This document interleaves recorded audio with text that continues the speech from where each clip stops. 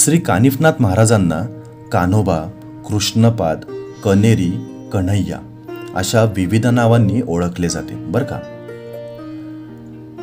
नाथपंथातील श्रेष्ठ आचार्य व महान कवी असे आपले कानिफनाथ महाराज होते. त्यांनी सुमारे 87 ग्रंथांची निर्मिती केली असून त्यापैकी 57 ग्रंथ हे पाली भाषेत लिहिलेले आहेत.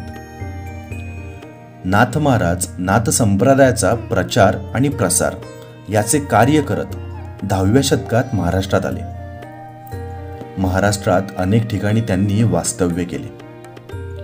बीड, पाथर्डी, अहमदनगर येथे गर्भगिरी पर्वत रांग पसरलेले असून हा परिसर नवनाथांना प्रिय आहे.